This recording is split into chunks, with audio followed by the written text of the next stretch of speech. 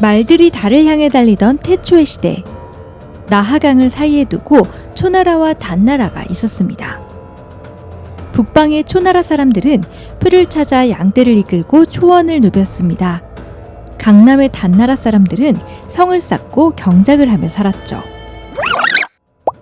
그런데 실은 그 이전에 나하강의 초원에는 작은 부족들이 있었고 길들지 않은 말들이 있었습니다.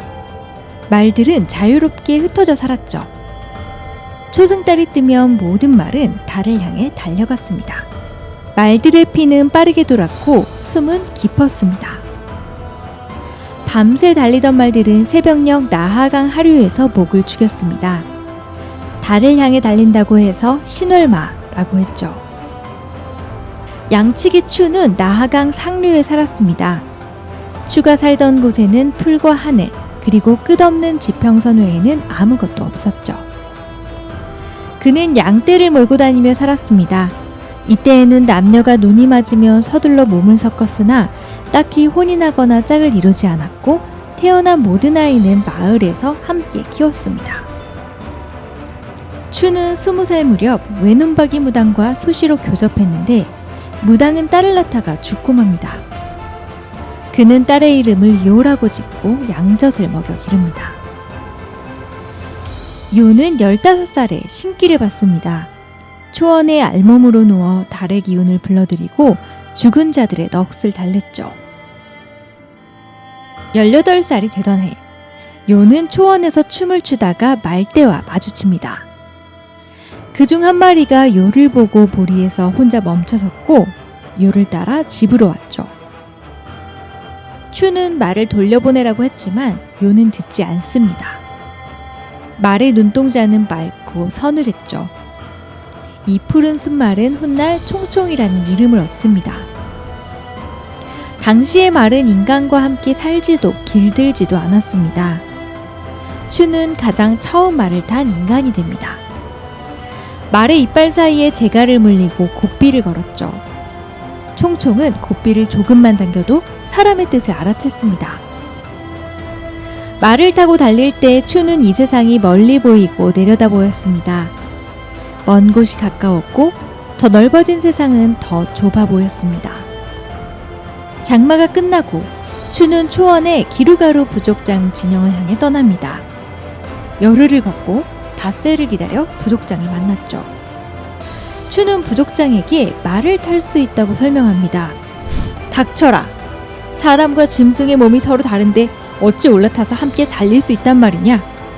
추는 들에 머무는 말 한 마리를 데려와 재갈을 물리고 고삐를 건 뒤 말 등에 올라탔습니다.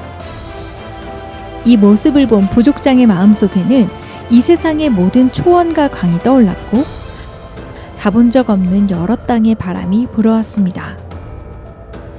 추는 6개월 동안 부족장의 군영에서 말을 길들이고 말타기를 가르쳤습니다. 추가 다시 열흘을 걸어 집으로 돌아왔을 때 집에는 기척이 없었습니다. 추는 마구간 문을 활짝 열었습니다. 그곳에는 요와 총총이 한데 누워 있었습니다. 이 모습에 분노한 추는 총총을 데리고 나가 목을 칼로 내리칩니다. 그리고 마구간에 불을 지르죠. 요는 사라졌습니다. 며칠 후 부족장이 보낸 군장이 선물을 들고 추를 찾아왔습니다. 추가 선물을 받으려고 고개를 숙였을 때 군장은 추의 목을 내리쳤습니다.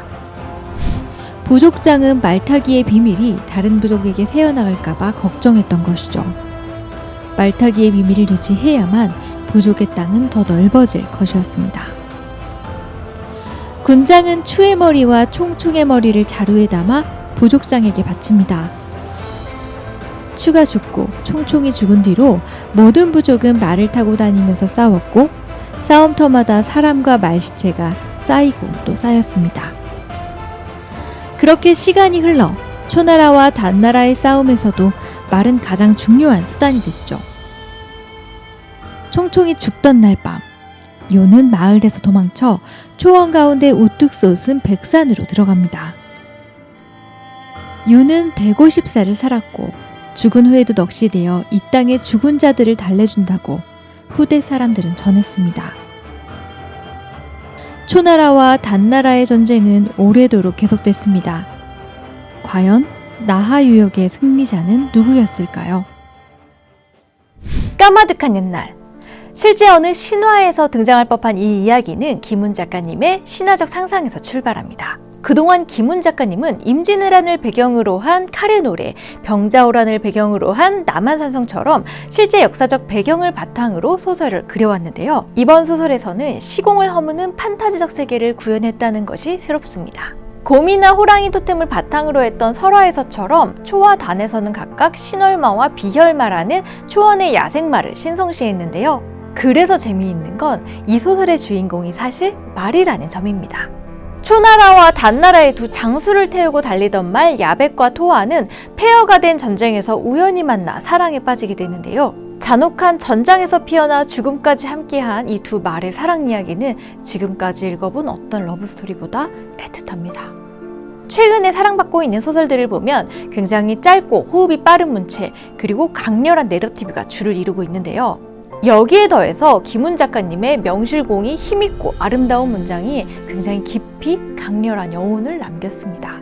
인간의 욕망과 전쟁의 잔혹함, 그 안에서 꿈틀대다 모두 소멸해가는 생명의 힘과 허망함을 느낄 수 있는 소설, 달 너머로 달리는 말입니다.